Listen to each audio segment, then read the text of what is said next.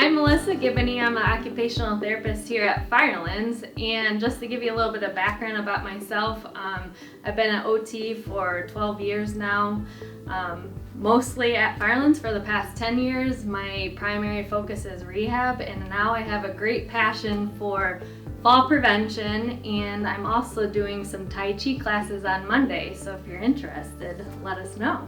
And I'm Beth Wilson. I'm a physical therapist here at Firelands. I've been with Firelands for 4 years, also in the rehab setting, but have a passion for helping people recover from injuries, especially fall-related injuries, and actually help lead our Parkinson's exercise program, Rocksteady Boxing class.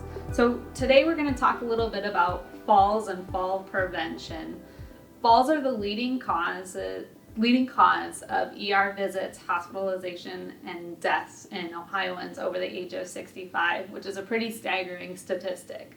The definition of a fall is anytime you come into contact with a surface lower than yourself. Even losing your balance, tripping, and having to steady here at the counter would be considered a fall, which is pretty remarkable thinking about as you move around in your environment, how often we trip or stumble. Missy's going to give some statistics on falls. Yeah, so the Erie County, Ohio Community Health Assessment in 2019, and I'm going to use my cheat sheet here so I get this right, but 35% of older adults had fallen in the past 6 months due to the following conditions, which the same level of fall, which Beth kind of discussed, is 14%, which is pretty large.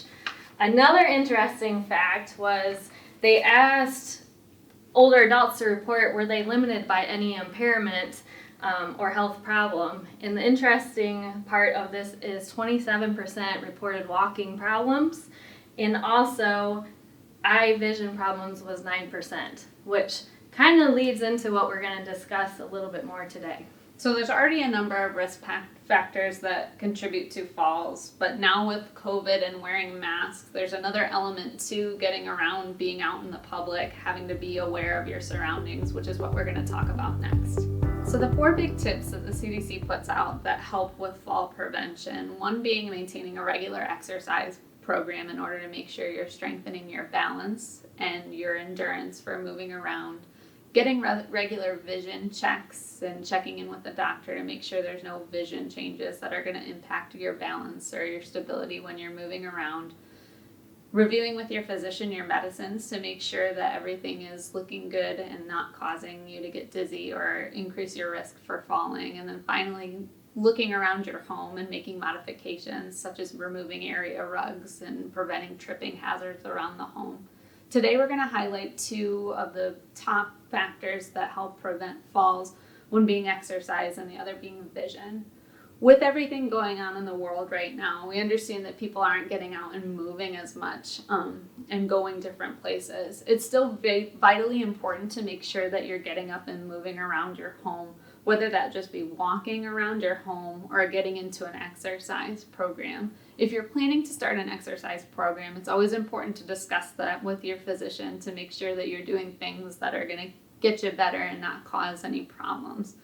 But another important factor about getting up and moving is realizing that as we age, our blood pressure tends to change when we change positions. So always making sure that you take some time, if it's whether getting up out of bed, getting up out of a chair, to take a pause, wait 5 seconds or so and make sure you're feeling all right before you get moving. Very rarely do falls happen, or we hear stories about falls where someone says, I was taking my time and preparing to move, and then I lost my balance and fall. So especially when you're not getting up and moving as often, make sure that you're taking that time to add that and incorporate that into your day. Doesn't need to be anything fancy. Just even getting up and moving around your house can be good to keep that endurance up, to make sure that you're not putting yourself at risk for a fall because you're not getting out of the house as much with everything going on. And with that, making sure you stay hydrated, because a lot of people are not drinking enough water, which I'm one that doesn't drink enough water. So with vision, we all know that as we age, including myself, our vision changes. So we often start having depth perception issues. We have vestibular issues. We're starting to wear bifocals, trifocals, And some people may start having the transitional lenses, that dim to accommodate the sun, the bright light outside. Now we have to wear masks all the time, which is annoying, but it's a good thing, right? To protect each other. So Beth and I have found being on rehab, ourselves wearing masks all the time, incorporating stairs, walking around, that masks also impede our vision. So those are some things that we want to show you here shortly. And wearing our mask with all these other issues that happen put us at risk for falls, and it's a disaster waiting to happen. When you're approaching the stairs wearing a mask, the first thing that you want to do is make sure that you look down at the step, because the mask cuts off the lower part of your visual field to be sure you have the correct depth perception before you initiate stepping. Then you want to grab onto the rail and make sure you're always going up the stairs with your strong leg leading and down the stairs with your weaker leg leading. When you're out in the community, going to the grocery store, to the bank, or even outpatient services, please wear proper footwear, slow down, avoid distraction, and remain alert, because the curb will get you.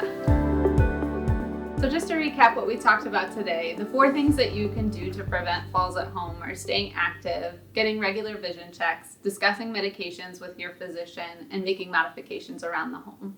And if you feel that anything has changed or you're starting to have any deficits, please go to your family physician, and they can always send over a referral to physical or occupational therapy. We'd be more than happy to help you out. And remember, falls are not a normal part of aging. They can be prevented. Stay safe.